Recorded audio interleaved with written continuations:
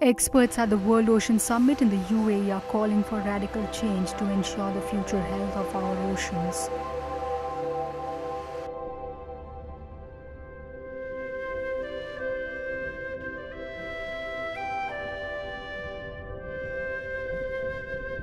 Creation of a new Blue Prosperity Coalition was announced at the event, aiming to achieve the ambitious goal of protecting 30% of the world's oceans.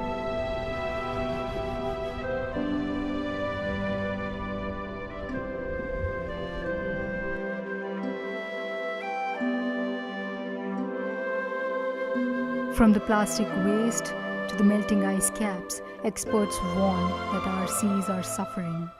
We've got a problem that is a planetary problem, and we as human beings have to accept that all of us are part of the problem. And I won't go into the details of that, but that's pretty obvious what is required, which is for societal change and radical change, in fact. Because the news that we have had from our scientists, and I refer particularly to the IPCC, is that we are trending in a very hazardous course.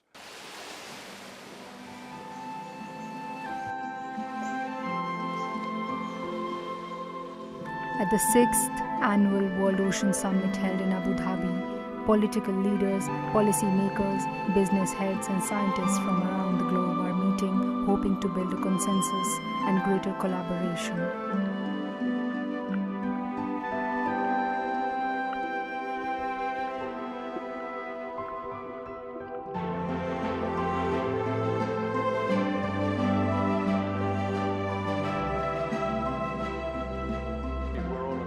Now, which will be with us for hundreds of years.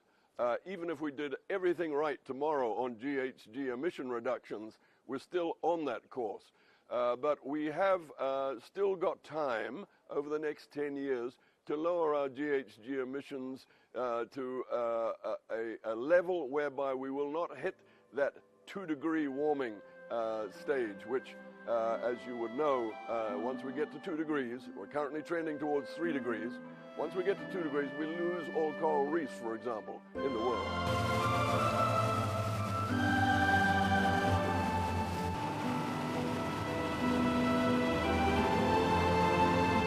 There is broad scientific consensus that the effects of climate change have devastated the world's coral reefs.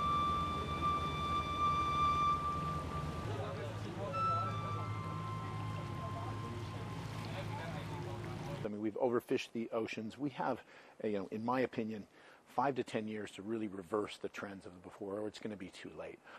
We rely on the oceans for so many things: livelihoods, the food we eat, the air we breathe.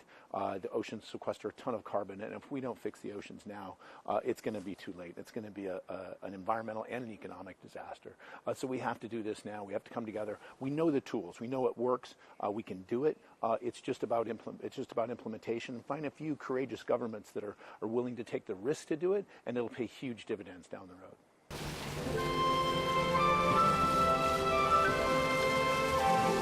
The carbon dioxide that the humans pump into the atmosphere spikes the temperature and acidity of seawater, which both poisons the marine invertebrates and hampers their growth at alarming rates. We've got to trust science. Who else are you going to trust? Hollywood or I don't know. I mean, who do you go to for the lessons about the future? Obviously, we go to our best scientists and what their consensus is after proper peer review of all their findings. And that is the conclusion which we have to trust as we go forward.